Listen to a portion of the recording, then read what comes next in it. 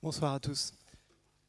Marc Guyot. En fait, je vais surtout vous parler d'énergie et à la fin de l'exposé, un tout petit peu de ce qu'on essaye de faire.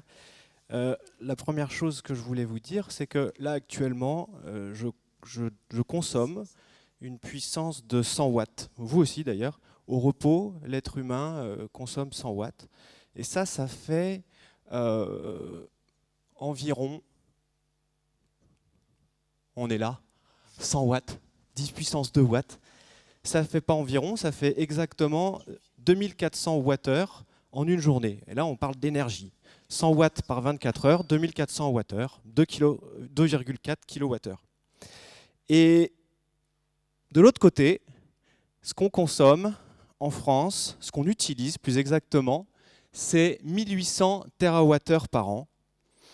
Et donc, pour illustrer un peu cette énorme quantité d'énergie qu'on utilise, eh bien, on peut se représenter, par exemple, un homme qui pédalerait sur un vélo et qui produirait de l'énergie pour nous autres.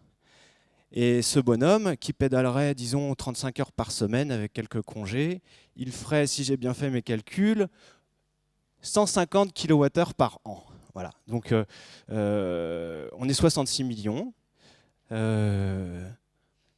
Ça fait 180 bonhommes par personne pour faire l'énergie qu'on utilise. Voilà. Donc ça, c'est la théorie des esclaves énergétiques. Elle n'est pas de moi. Jean-Marc Jancovici en parle. Mais lui, par contre, il n'est pas trop pour les éoliennes. Alors je vais essayer de vous expliquer pourquoi moi je pense que c'est une bonne idée.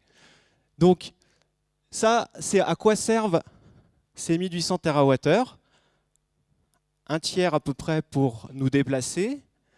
On sait comment économiser. Moi, je ne suis pas particulièrement un exemple, donc je ne vais pas vous donner de conseils, mais on sait que le vélo, le covoiturage, etc., le train, sont des vecteurs pour réduire cette consommation énergétique.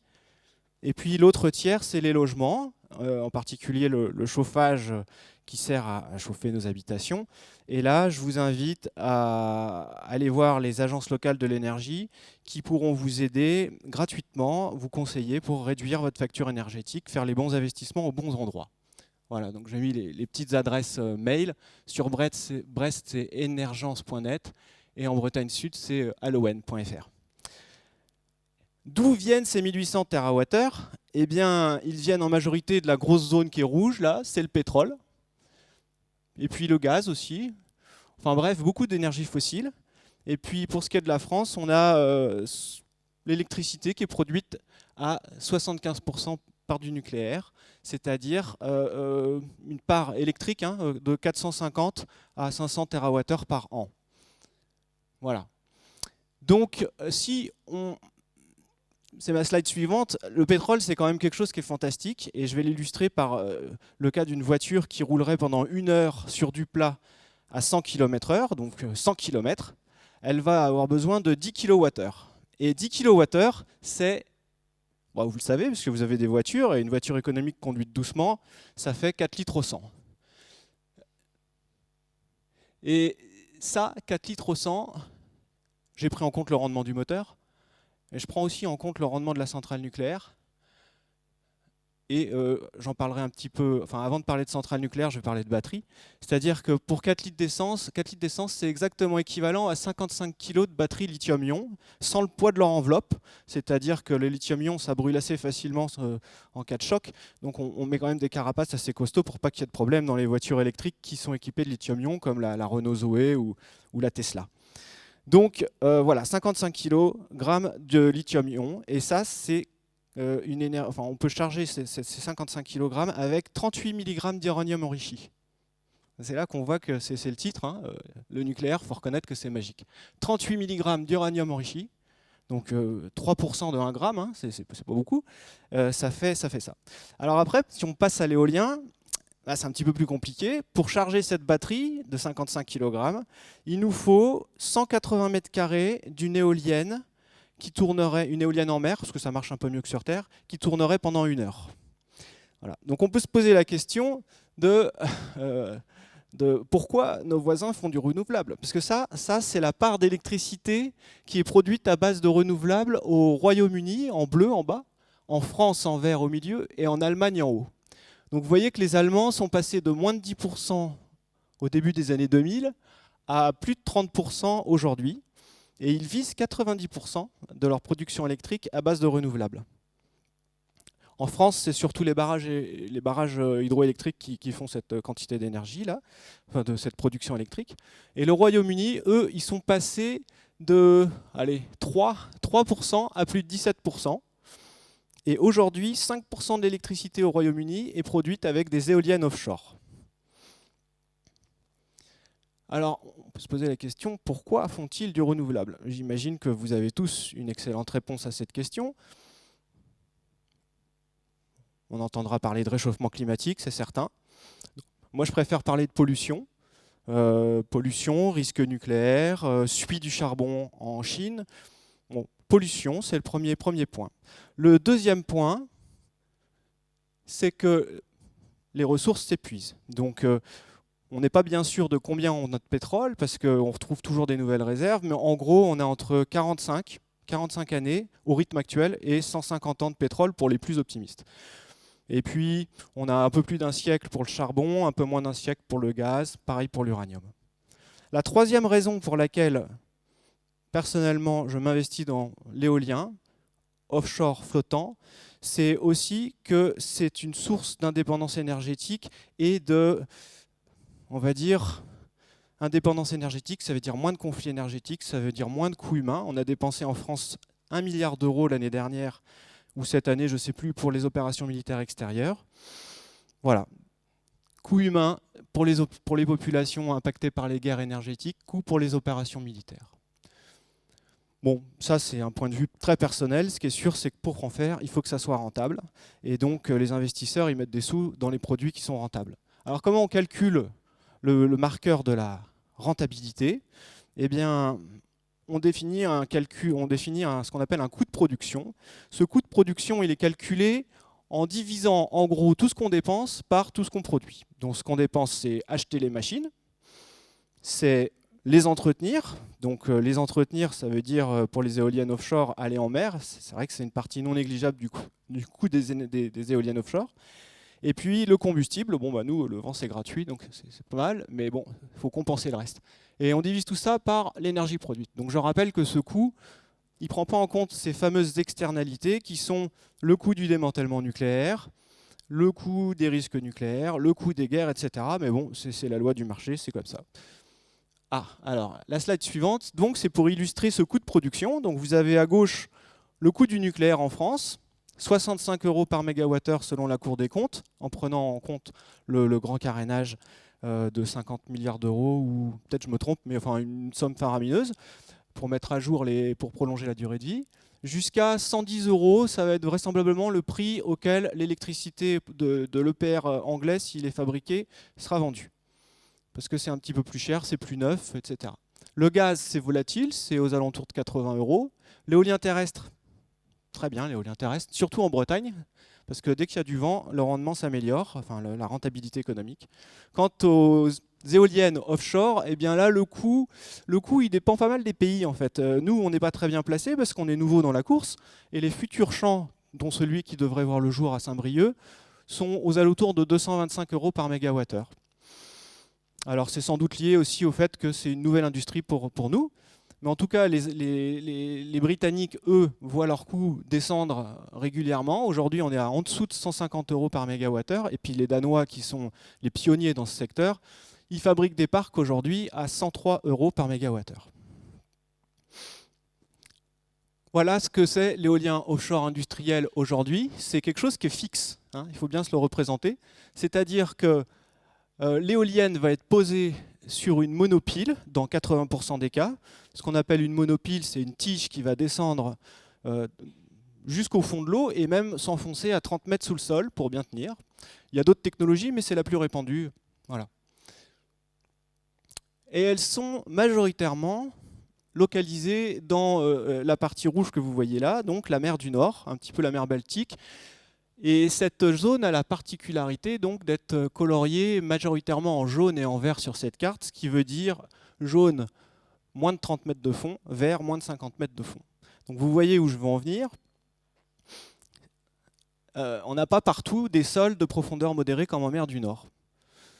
Voilà. Donc le premier avantage de l'éolien flottant, c'est qu'on peut en mettre dans des vastes zones. Pardon. La deuxième raison, c'est que le sol soit très dur, comme vraisemblablement à Saint-Brieuc, où du coup on ne peut pas vraiment mettre de monopile et on est obligé de mettre des structures plus chères, que le sol soit très dur, que le sol soit très mou, on peut mettre des éoliennes flottantes. C'est invisible des côtes, on peut les mettre plus loin des côtes, donc ça dérange moins les gens qui ont la chance d'avoir une vue mer et qui ne veulent pas voir des éoliennes au large. Les immenses espaces disponibles, c'est un petit peu une répétition. Ça a été mal préparé ce talk.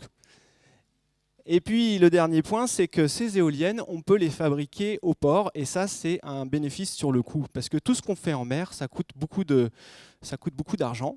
Donc si on peut fabriquer les éoliennes au port, comme l'exemple qui est montré sur votre gauche, ça c'est une éolienne offshore flottante prototype, l'une des 4 qui a été fabriquée dans le monde à ce jour, 4 ou 5, hein, voilà.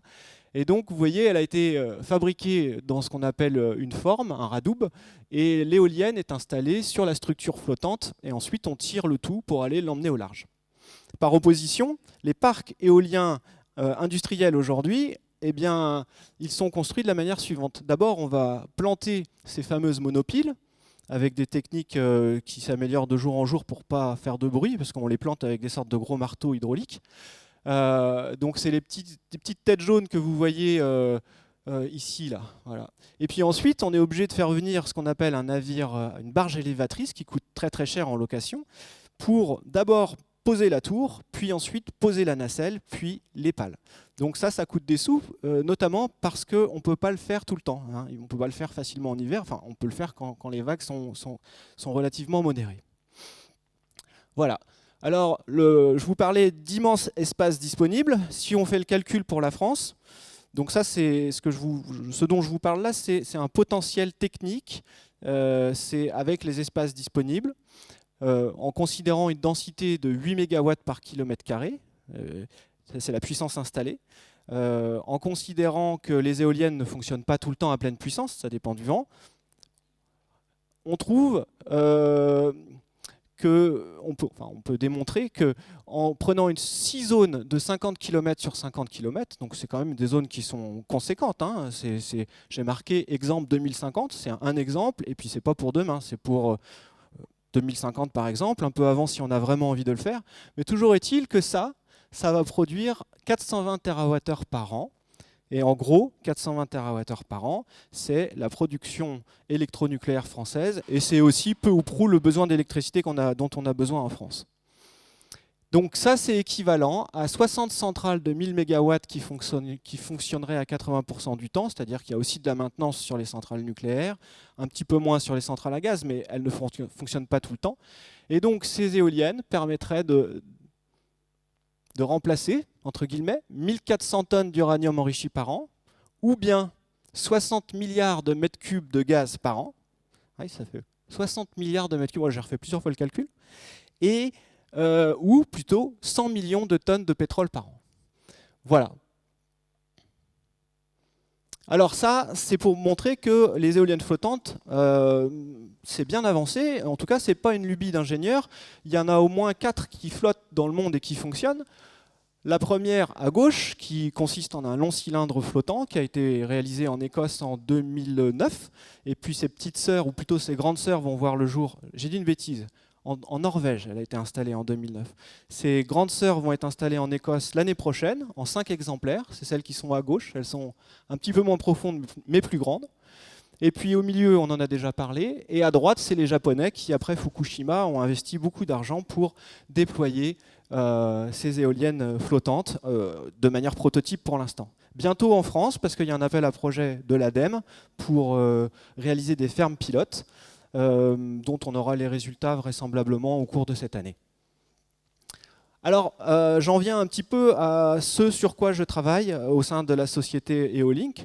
Voilà, donc pour essayer de vous faire comprendre notre idée, je voudrais vous pointer du doigt le fait que les éoliennes fixes onshore, c'est-à-dire terrestres ou en mer, mais fixes, sont toujours posées sur un mât. Et ça s'explique par le fait que la nacelle, elle doit pouvoir tourner, donc la nacelle c'est la partie qui est en haut, elle doit pouvoir tourner pour s'orienter face au vent. En mer, c'est un petit peu différent, enfin disons qu'on a un degré de liberté supplémentaire parce qu'on peut, on peut faire tourner l'ensemble de la structure. Donc ce que j'ai oublié de dire, c'est que ce mât, quand on augmente la taille des éoliennes, il est plus haut et il est davantage soumis à des vibrations et il pose pas mal de problèmes au niveau des contraintes en pied de mât.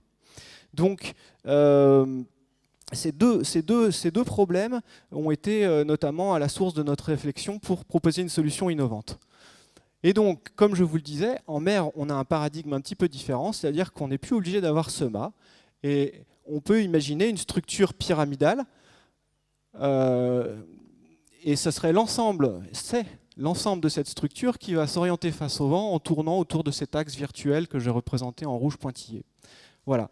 Donc ça, c'est le concept 5 MW qui est l'image que nous diffusons partout. On travaille actuellement sur un concept de 10 MW dont on garde un petit peu le secret pour nous, qui est assez proche de ça, mais il y a quelques différences qu'on ne veut pas trop partager avec nos concurrents pour l'instant. Et donc, il faut voir que le rotor tourne au milieu de cette pyramide. Voilà. Donc c'était en gros l'essentiel du message que je voulais partager avec vous. Je pourrais passer des heures à vous parler des spécificités de notre concept. Voilà.